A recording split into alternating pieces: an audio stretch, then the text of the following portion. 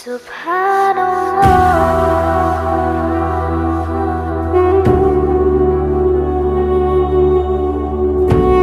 الحمد لله وكفى وسلام على عباده الذين اصطفى أما بعد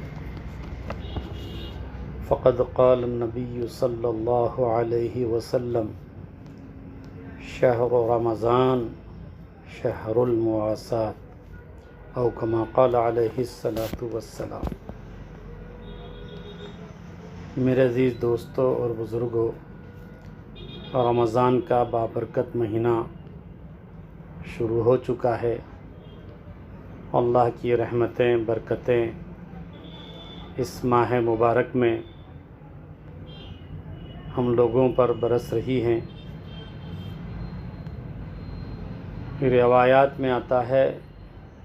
کہ رسول اللہ صلی اللہ علیہ وسلم نے ارشاد فرمایا، رمضان کا مہینہ یہ مواسات کا مہینہ ہے، یعنی لوگوں کی مدد کرنے اور لوگوں کے ساتھ ہمدردی کرنے کا یہ مبارک مہینہ ہے۔ اور اس مبارک مہینے میں جو روزہ رکھا جاتا ہے، یہ روزے کا وہ پہلو ہے جس کو انسانی پہلو کہا جا سکتا ہے۔ یعنی جو ہم روزہ رکھتے ہیں، یہ وہ پہلو ہے جس کو انسانی پہلو کہا جا سکتا ہے۔ چنانچہ پیارے آقا حضرت محمد مصطفیٰ صلی اللہ علیہ وسلم رمضان کے مہینے میں بہت زیادہ صدقہ و خیرات کیا کرتے تھے، اور لوگوں کو بھی اس کی تاکید کیا کرتے تھے۔ آپ فرماتے تھے کہ رمضان ہمدردی کا مہینہ ہے، اللہ کو راضی کرنے کا مہینہ ہے، نیکیوں کا ایک سیزن ہے، اور آپ صلی اللہ علیہ وسلم تاکید کے ساتھ فرمایا کرتے تھے کہ اس مبارک مہینے میں اپنے ماتحتوں کے ساتھ ہمدردی کا معاملہ کرو، ان کے ساتھ حسن سلوک کیا کرو، ان کے ساتھ بات چیت میں نرمی سے پیش آیا کرو، اور اس مبارک مہینے میں کوئی بھی سوال کرنے والا آپ کے یہاں سے خالی ہاتھ واپس نہیں ہوتا تھا۔ اسی طرح حدیث میں ہے کہ روزے کے مہینے میں جو شخص کسی کو کھلائے تو وہ اس کے لیے مغفرت کا ذریعہ ہوگا۔ یعنی رمضان میں ہم جو خرچ کرتے ہیں،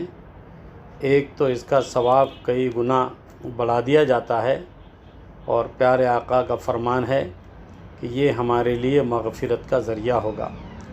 اور ایک حدیث میں ہے کہ پیارے آقا فرماتے ہیں کہ جو شخص اس مبارک مہینے میں کسی روزے دار کو کھلائے تو وہ بھی اس کے روزے کے ثواب میں شریک ہو جائے گا۔ یعنی روزے دار کو کھلانے کا مطلب یہ ہے کہ جس نے روزہ رکھا اس کو تو روزے کا ثواب ملے گا ہی ملے گا، لیکن اس روزے دار کو جس نے کھلایا تو کھلانے کے بدلے میں اس کو بھی روزے کا ثواب ملے گا۔ یہ اللہ کا کرم اس خاص مبارک مہینے میں ہوتا ہے۔ اور اس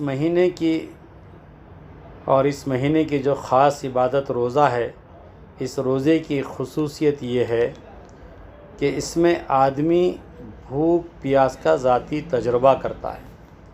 یعنی خود اس کی ذات کو بھوک اور پیاس کا تجربہ ہوتا ہے، اسے پتہ چلتا ہے کہ بھوک کیا چیز ہے، پیاس کیا چیز ہے۔ جب پیاس کی شدت اسے ہوتی ہے تو کوئی پیاسا ہوتا ہے تو اس کو پتہ چلتا ہے کہ پیاس کی شدت کیا ہوتی ہے، اور پیاسے کو پانی پلانا کتنا ضروری ہوتا ہے۔ اور جب روزے میں بھوک کی شدت سے وہ گزرتا ہے تو اس کے سامنے جب کوئی بھوکا آدمی ہاتھ پھیلائے گا اور کوئی سوال کرے گا تو اسے چونکہ بھوک کا تجربہ اس کو ہوا ہے روزے کی شکل میں، تو اللہ تعالیٰ تو نبی کریم صلی اللہ علیہ وسلم فرماتے ہیں کہ اس مہینے کی خصوصیت یہ ہے کہ آدمی کو خود بھوک اور پیاس کا اس مبارک مہینے میں ذاتی تجربہ ہوتا ہے، اور یہ تجربہ امیر اور غریب دونوں کو یکساں طور پر ہوتا ہے۔ امیر کو بھی وہی تجربہ ہوتا ہے اور غریب کو بھی وہی تجربہ ہوتا ہے کہ بھوک کیا چیز ہے۔ اور یہ تجربہ جو ہوتا ہے نا، صرف ایک بار وقتی طور پر نہیں ہوتا کہ ایک دن روزہ رکھا اس دن تجربہ ہوا، بلکہ جب یہ روزہ رکھتا ہے مسلسل 1 مہینے تک، تو ہر روز اس کو اس بھوک اور پیاس کا ذاتی تجربہ اس کو ہوتا ہے، اور اللہ تبارک و تعالیٰ اس تجربے سے اسے روزانہ گزارتے ہیں، تاکہ روزوں کے گزرنے کے بعد اگر اس کے سامنے کوئی بھوکا اور پیاسا آ جائے تو اس کو احساس ہو جائے کہ بھوک اور پیاس کیا چیز ہوتی ہے، اور فوراً وہ بھوکے اور پیاسے کی مدد کرنے کے لیے آگے بڑھ جائے۔ اسی طرح روزہ جو ہے ہر آدمی کو یہ تجربہ کراتا ہے کہ انسانی ضرورتیں کیا ہے۔ جب انسان روزہ رکھتا ہے تو روزہ رکھنے کے بعد یہ روزہ خود انسان کو یہ تجربہ کراتا ہے کہ انسانی ضرورتیں کیا ہے۔ روزہ ان کو بتاتا ہے کہ پیاس کیا چیز ہے اور بھوک کیا چیز ہے۔ جو لوگ عام حالات میں بھوک اور پیاس کو محسوس نہیں کر پاتے، وہ بھی رمضان کے مہینے میں ذاتی طور پر اس کا تجربہ کر لیتے ہیں۔ اور اسی مبارک مہینے میں جب بھوک اور پیاس کی حالت میں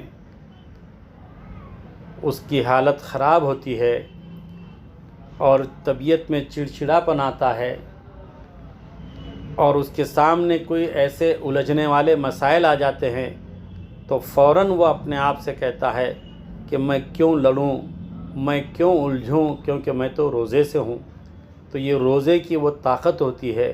جو اسے کسی سے الجھنے سے اور کسی سے لڑنے سے روک لیتی ہے۔ تو اس سے پتہ یہ چلا کہ جس طریقے سے رمضان میں روزے کی حالت میں ہم کسی سے لڑنا الجھنا پسند نہیں کرتے، اللہ چاہتے ہیں کہ میرا بندہ رمضان کے بقیہ دنوں میں بھی